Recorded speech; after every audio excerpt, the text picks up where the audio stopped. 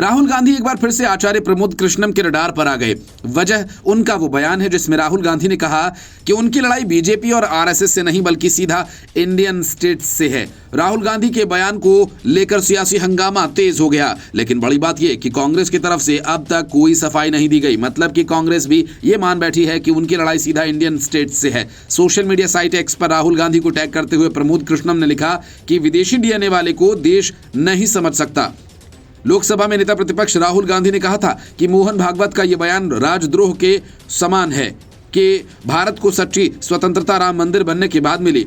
राहुल गांधी ने पार्टी के नए मुख्यालय के उद्घाटन के अवसर पर पार्टी नेताओं को संबोधित करते हुए यह भी कहा कि भागवत ने जो कहा वो हर भारतीय का अपमान है और किसी दूसरे देश में ऐसा होने पर तो भागवत अब तक गिरफ्तार किए जा चुके होते।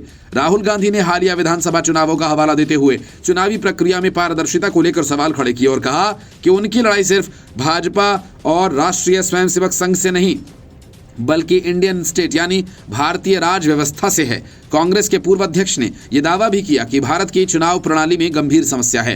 राहुल गांधी ने कांग्रेस नेताओं को संबोधित करते हुए कहा, ये मत सोचिए कि हम निष्पक्ष स्थिति वाली लड़ाई लड़ रहे हैं। यदि आप मानते हैं कि हम सिर्फ भाजपा नामक राजनीतिक संगठन और आरएसएस के खिलाफ लड़ रहे हैं तो ऐसा नहीं है, क्योंकि उन्होंने हमारे देश की लगभग हर संस्था पर कब्जा कर लिया। उन्होंने कहा कि हम सिर्फ भाजपा नामक राजनीतिक संगठन और आरएसएस से नहीं बल्कि इंडियन स्टेट से भी लड़ रहे हैं। भागवत ने कहा था कि अयोध्या में रामलला की मूर्ति की प्राण प्रतिष्ठा की तिथि प्रतिष्ठा द्वादशी के रूप में मनाई जानी चाहिए, क्योंकि अनेक सदियों से दुश्मन का आक्रमण झेलने वाले देश को सच्ची स्वतंत्रता इसी दिन मिली थी। भाजपा अध्यक्ष ने सोशल मीडिया मंच एक्स पर आरोप लगाया कि ये कोई रहस्य नहीं है कि राहुल गांधी और उनके परिदेशी तंत्र के शहरी नक्सलियों और डीप स्टेट के साथ गहरे संबंध हैं, जो भारत को बदनाम, अपमानित और खारिज करना चाहते हैं। उन्होंने ये भी कहा कि भारत के लोगों ने फैसला लिया है कि वो राहुल गांधी और उनकी सड़ी हुई विचारधारा को खारिज करेंगे।